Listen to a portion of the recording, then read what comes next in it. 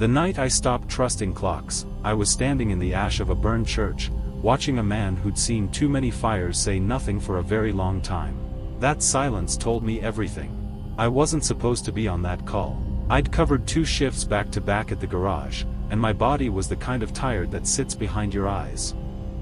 But when the radio crackles at that hour, that specific, hollow hour, something in you just moves.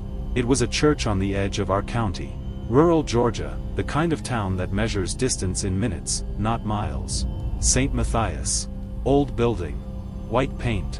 A wooden cross above the entrance that had been weathered silver by decades of summer heat. By the time I pulled up, the rear of the building was already breathing fire. That's the only word for it. Breathing. Long, slow pulses of orange and black, like the structure itself was exhaling something it had been holding inside for years. The heat hit my face before I even opened the truck door. We worked it for close to 3 hours. I remember the smell more than anything else. Burning wood is one thing, but there was something underneath it, sweet, almost chemical, that didn't belong to old timber and hymn books. I noticed it and said nothing, filed it somewhere in the back of my head. The investigator arrived just as the sky was turning that pale gray-blue that isn't quite dawn. He was a small, deliberate man. Didn't rush, didn't talk much. He circled the ruin twice before he knelt near the southeast corner and pressed 2 fingers against the scorched ground like he was checking a pulse. I walked over. I don't know what pulled me. He looked up before I could speak. Someone walked the perimeter, he said. 3 walls. Deliberate spacing. I asked him when it started. He didn't answer immediately. He pulled a small notepad from his coat, looked at something written there, and then looked at me. The traffic camera at the crossroads half a mile down caught the glow at 3:33 a.m. I heard the words. I let them settle. Then I remembered. I had looked at my phone when the radio woke me. I always do. A habit.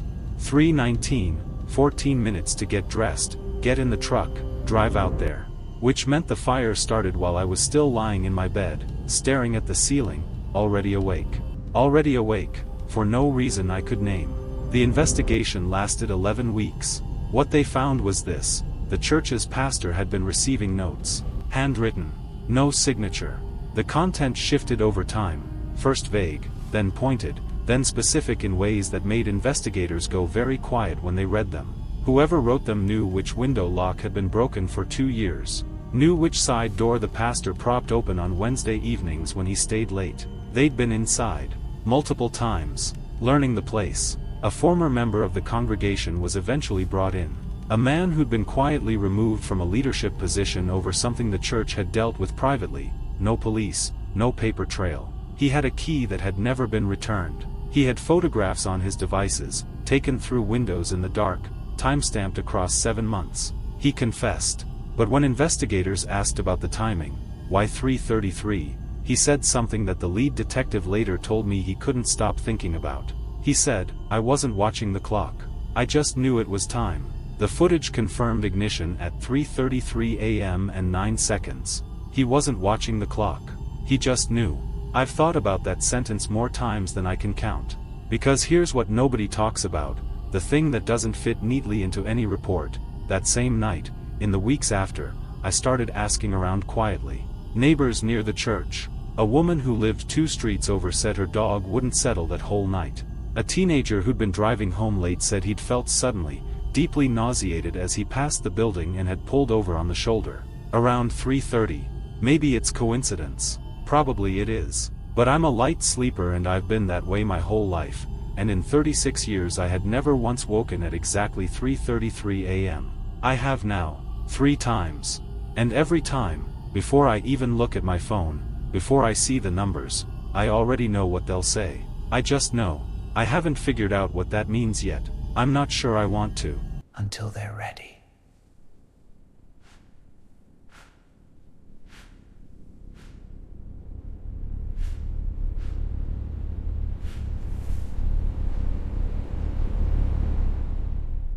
My aunt squeezed my hand during the final hymn and whispered, "Doesn't he look well?" I didn't answer her, because the man she was talking about had been buried 4 months earlier. I had stood at his grave myself. Let me take you back to the beginning. I grew up spending summers in a small town in rural Mississippi, the kind of place where the church isn't just a building, it's the center of gravity. Everything orbits around it. Weddings, funerals, arguments, forgiveness. All of it happens under that one roof. The church my family attended was led by a man named Pastor Edmund. He'd been there for over 30 years. He was tall, slow-moving, and had a voice that didn't need to rise to fill a room. He was the kind of man who made you feel like whatever you were carrying, you could set it down for a while. When I was 24, I moved away for work. I kept in touch with my aunt mostly through voice notes and occasional visits. She was the one who told me, in the spring, that Pastor Edmund had fallen ill. Something with his heart. He was resting at home, she said. The church was in good hands. I didn't think much of it. I should have. I came back that August for my cousin's wedding. The ceremony was held at the church on a Saturday, and my aunt insisted I join her for Sunday service the following morning. I sat in the third pew, same place I always sat as a child. That's when I saw him, standing at the pulpit, leading the congregation through the opening prayer. A younger man, maybe mid-30s, with neat clothes and a calm, practiced smile. Everyone called him Minister Ade. My aunt said he'd been filling in since Pastor Edmund took ill. Something felt wrong. Not dramatically wrong, just slightly off, the way a photograph looks when one small detail has been altered and you can't immediately place it. The congregation was too attentive. That's the best way I can describe it. Not engaged, attentive. Like people listening to instructions rather than a sermon. Every time Minister Ade referenced Pastor Edmund, as our pastor always says, or, in the spirit of what Edmund has taught us, heads nodded, but eyes stayed flat. I told myself I was imagining things. That evening, I called a childhood friend whose mother still sang in the choir. I asked, casually, how Pastor Edmund was doing. There was a pause. Did your aunt not tell you? She spoke quietly, like she wasn't sure she was supposed to be the one saying this.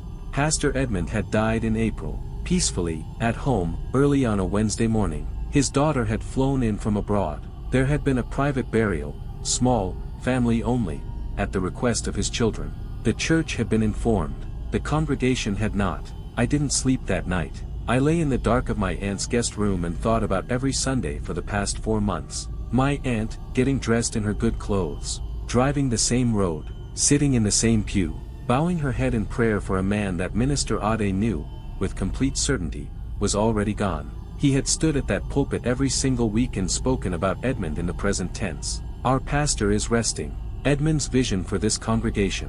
When he returns. What made it worse was the offering. Every Sunday, people gave. Elderly people on fixed incomes, families stretching their budgets, giving to a church they believed was being held in trust for a man who would come back. He never told them the man wasn't coming back.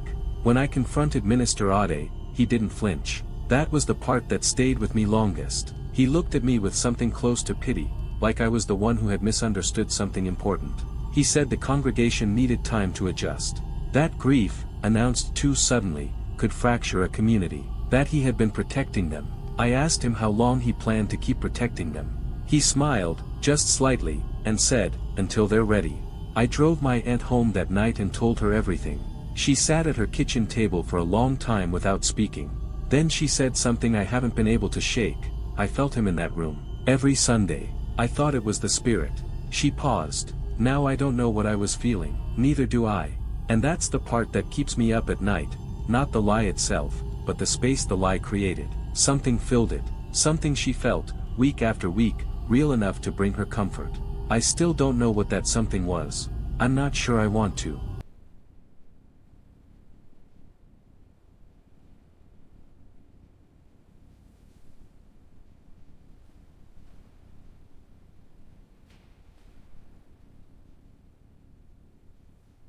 My friend was unconscious before she reached the parking lot.